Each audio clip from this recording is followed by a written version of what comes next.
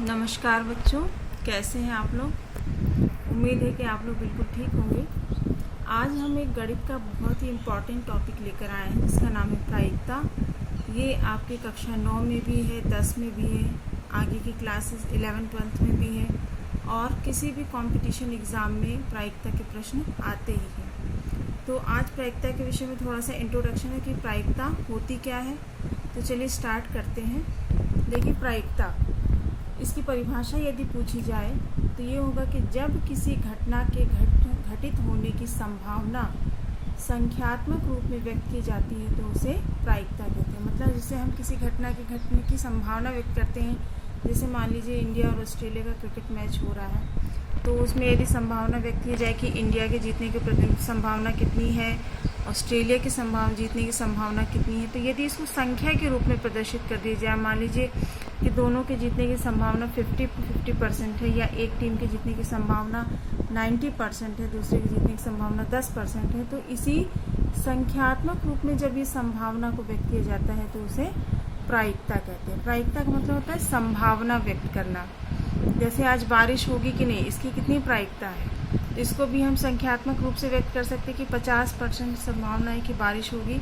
तो ये जो 50% अंक है यही जो है प्रायिकता कहलाता है, जिसे हम प्रोबेबिलिटी भी कहते हैं। इसका सूत्र देखिए तो प्रायिकता को सबसे पहले P से व्यक्त किया जाता है, P कोष्ठक में E, ठीक है। तो PE बराबर होता है प्रायिकता का सूत्र घटना E के अनुकूल परिणामों की संख्या बटे कुल संभव परिणामों की संख्या। आप लोग अभी केवल सूत्र देख लीजिए, जब हम इसके एग्जाम्पल के प्रश्नों को हल करेंगे तो आपको ये सूत्र में जो टर्म्स यूज हुई है ये भी समझ में आ जाएगी। तो PE या प्रायिकता बराबर किसी घटना E के अनुकूल परिणामों की संख्या बटे कुल संभव परिणामों की संख्या। तो ये है प्रायिकता का सूत्र। इसके बाद प्रायिकता से जुड़ी कुछ इम्पॉर्टेंट बातें हैं, जैसे कि प्रायिकता का मान सदैव 0 के बराबर या 1 के बराबर या 0 और 1 के बीच होता है। मतलब प्रायिकता का मान 0 से छोटा नहीं हो सकता, 0 के बराबर हो सकता है लेकिन इससे छोटा नहीं हो सकता। मतलब प्रायिकता कभी ऋणात्मक नहीं हो सकती, या 1 के बराबर हो सकता है या 1 से कम हो सकता है लेकिन 1 से ज़्यादा नहीं हो सकता। इसका मतलब है प्रायिकता का मान हमेशा 0 और 1 के बीच में रहता है, और या तो 0 होता है या फिर 1 होता है। किसी असंभव घटने की प्रायिकता 0 होती है। मतलब ऐसी घटना जिसके घटने की संभावना बिल्कुल 0 हो। जैसे अगर हम मान लें कि कल सूर्य का उदय नहीं होगा तो ये बिल्कुल असंभव घटना है, क्योंकि एक प्राकृतिक सत्य है कि रोज़ सूर्योदय होता है, सूर्यास्त भी होता है। तो यदि ये पूछा जाए कि कल सूर्योदय ना होने की प्रायिकता कितनी है, तो मतलब वो असंभव घटना है, तो इसकी प्रायिकता 0 होगी। एक निश्चित घटना की प्रायिकता 1 होती है। यदि हमें पक्का पता है कि ये घटना होनी ही है, जैसे कल सूर्योदय होना ही है, सबको पता है, तो जिसकी घटने की संभावना पूरी 100% हो तो उसकी प्रायिकता 1 होती है, ठीक है। जिसके घटने की संभावना बिल्कुल ना हो उसकी प्रायिकता 0 होती है, और जिसके घटने की प्रायिकता पूरी हो, संभावना पूरी हो कि ये घटना होनी ही है, तो इसकी प्रायिकता 1 होती है। अगला है, यदि PE किसी घटना के होने की प्रायिकता है। यदि हम किसी घटना के होने की प्रायिकता को PE से व्यक्त करें और PE' किसी घटना के घटित ना होने की प्रायिकता है, तब PE प्लस PE' बराबर 1। मतलब किसी घटना के घटने की प्रायिकता प्लस उसी घटना के ना घटने की प्रायिकता, दोनों का योग कितना होता है, 1 के बराबर होता है। यदि इसी सूत्र को और मॉडिफाई कर दिया जाए तो हो जाएगा PE बराबर 1 माइनस PE', ठीक है। मतलब घटना के घटने की प्रायिकता बराबर 1 ऋण घटना के ना घटने की प्रायिकता।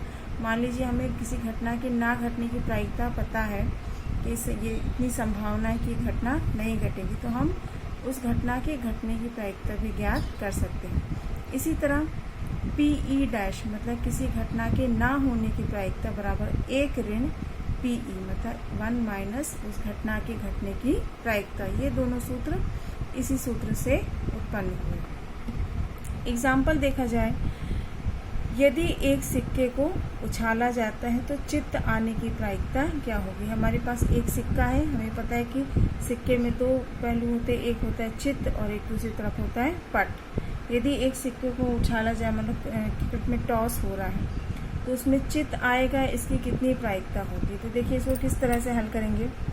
देखिए, एक सिक्के को उछालने पर कुल संभावित परिणाम, यदि एक सिक्के को हम उछालें तो कुल संभावित परिणाम मतलब कुल क्या क्या आ सकता है, या तो हेड आएगा या टेल आएगा। मतलब कुल संभावित परिणाम कितने होंगे, दो, एक हेड और एक टेल। तो ये हो गए कुल संभावित परिणाम।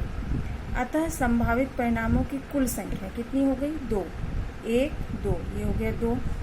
उसमें चित्त आने के अनुकूल परिणामों की संख्या, अब देखिए इसमें चित्त कितनी बार, कितना है, एक ही चित्त है, एक ही चित्त होता है, एक ही पट होता है, तो अनुकूल परिणामों की संख्या हो गई एक। तो उसकी प्रायिकता हो जाएगी, हमने प्रायिकता का सूत्र लिखा, अनुकूल परिणामों की संख्या बटे कुल परिणामों की संख्या। तो अनुकूल परिणाम हमारे पास एक है और कुल परिणाम जो है दो है, तो उसकी प्रायिकता हो जाएगी 1/2, मतलब आधा। यदि इसको प्रतिशत में व्यक्त करें तो 50% संभावना होगी कि उसमें चित्त आएगा। और इसी तरह यदि पट आने की संभावना पूछी जाए तो उसमें भी अनुकूल परिणामों की संख्या 1 होगी और कुल परिणामों की संख्या 2, तो उसकी भी 50% संभावना होगी कि पट आएगा। अभी हमने देखा कि एक सिक्के को एक बार उछाला जाए तो कुल संभावित परिणाम होते हैं 2।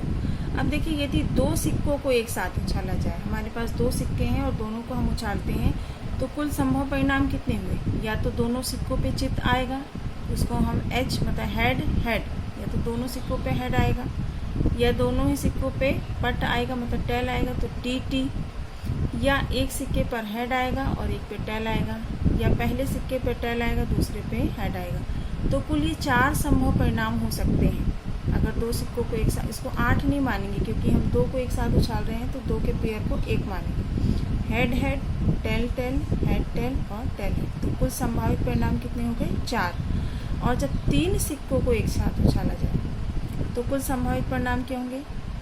देखिए, या तो तीनों सिक्कों पे हेड आएगा, हेड हेड हेड। मान लीजिए पहले दो सिक्कों पे हेड है, दूसरे पे टेल आया, फिर उसके बाद पहले पे हेड, दूसरे पे टेल, तीसरे पे हेड, फिर उसके बाद पहले पे टेल, दूसरे पे हेड, तीसरे पे हेड, फिर head tail tail, tail head tail, tail tail head, और या तीनों पे टेल टेल टेल।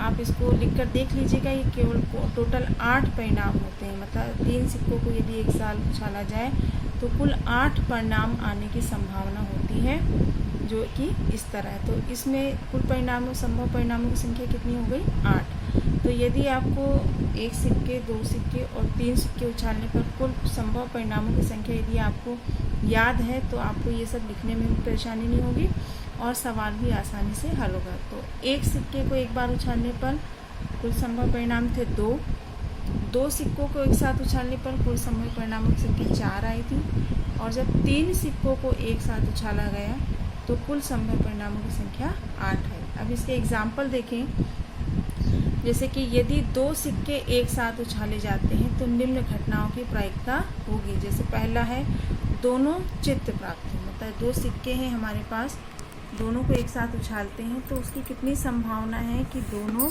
पर ही चित्त प्राप्त हो, मतलब दोनों पर ही हेड प्राप्त हो। तो जैसे हमने ऊपर भी देखा था कि 2 सिक्के एक साथ उछालने पर कुल संभव परिणाम क्या कहते हैं, head head, tail tail, head tail और टेल हेड। तो कुल संभव परिणामों की संख्या बराबर 4। अब प्रश्न में हमें पूछा है कि दोनों चित्त प्राप्त हो, तो दोनों चित्त कितनी घटना में हो रहे, केवल एक में। देखिए इसमें दोनों चित्त है, इसमें एक हेड है, इसमें एक हेड। हमें प्रश्न पूछा है दोनों ही हेड होने चाहिए। तो अनुकूल घटनाएं कितनी हो गई, 1। तो यहाँ लिख लेंगे दोनों चित्त प्राप्त होने की घटना या अनुकूल घटनाओं की संख्या बराबर 1। तो प्रायिकता हो जाएगा, प्रायिकता PE बराबर अनुकूल परिणामों की संख्या बटे कुल परिणामों की संख्या। तो अनुकूल परिणाम हमारे पास 1 है और कुल परिणाम है 4, तो इसका आंसर हो जाएगा 1/4। और यदि इसको प्रतिशत में पूछे तो 25% संभावना होगी कि दोनों पर ही हेड प्राप्त हो। ठीक है। अब जैसे कि अगला है कि यदि 2 सिक्कों को एक साथ उछाला जाए तो उस घटना की प्रायिकता क्या होगी कि एक पट प्राप्त हो। ठीक है, कम से कम एक पट प्राप्त हो। तो तो हमने देखा था कि कुल दो सिक्के एक साथ उछालने पर कुल संभव परिणामों की संख्या कितनी होगी, 4 होगी। और एक पट प्राप्त होने की घटना कितनी होगी, देखिए यहाँ पर लिखा है, जैसे केवल एक पट पूछा है, यहाँ पर देखिए 2 पट है, दोनों टेल है, तो ये नहीं लेना है। एक टेल किसमें, इसमें है और इसमें, या तो पहले सिक्के में हेड है दूसरे में टेल, या दूसरे में पहले में टेल है दूसरे में हेड। तो इस तरह कुल अनुकूल परिणाम जो है 2 हो सकते हैं। तो यहाँ पर अनुकूल परिणामों की संख्या हो जाएगी 2। संभव परिणाम बराबर 4 और एक पट प्राप्त होने की घटना या कुल अनुकूल परिणामों की संख्या बराबर 2। तो प्रायिकता हो जाएगा अनुकूल परिणामों की संख्या बटे कुल परिणामों की संख्या, मतलब 2/4 या 1/2। अब जैसे उसी में आगे पूछ लिया जाए कि कम से कम एक चित्त प्राप्त, ठीक है, कम से कम लिखा है, केवल ये नहीं लिखा कि केवल एक चित्त प्राप्त हो, मतलब 2 तो प्राप्त हो ही सकते हैं लेकिन कम से कम एक प्राप्त हो। तो कुल संभव परिणामों की संख्या 4 और कम से कम एक चित्त प्राप्त होने की घटना कितनी हो जाएगी, 3 हो जाएगी, ठीक है। या तो एक पे हेड आए दूसरे पे टेल, एक पे टेल दूसरे पे हेड, या दोनों पे हेड आए, तो कम से कम एक चित्त प्राप्त होने की घटना हो जाएगी 3। तो अनुकूल परिणामों की संख्या 3 और कुल संभव परिणामों की संख्या हो गई 4।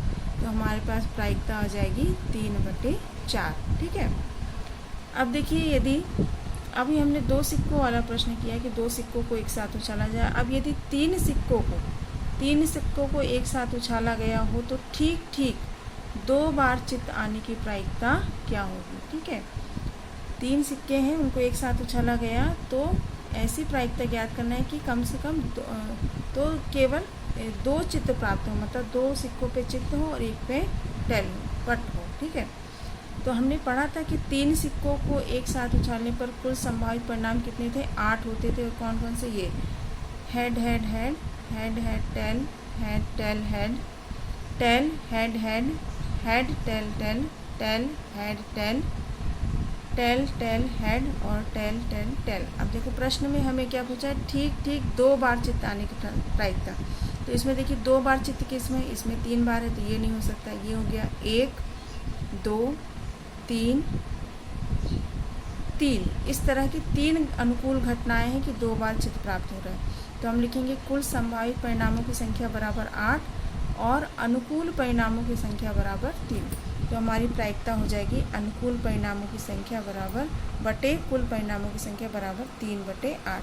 तो इस प्रकार हमारी प्रायिकता आ गई 3/8। इसी तरह देखिए, यदि एक सिक्के को 3 बार उछाला जाए, भी ऊपर हमने देखा था कि 3 सिक्कों को एक साथ उछाला जाए तो कुल संभावित परिणाम होते थे 8। इसी तरह यदि एक सिक्के को 3 बार उछालने पर कुल परिणाम होते हैं, इसमें भी 8 होते हैं। तो ये थे एक प्रायिकता का एक छोटा सा परिचय। उम्मीद है आपको सिक्के उछालने वाले प्रश्न जो है इसमें समझ में आ गए होंगे। यदि आपको कोई प्रश्न नहीं समझ में आया तो आप कमेंट करके मुझसे पूछ सकते हैं। अगले वीडियो में हम इसी को आगे बढ़ेंगे और पासे पर आधारित प्रश्नों को पढ़ेंगे। Okay, thank you.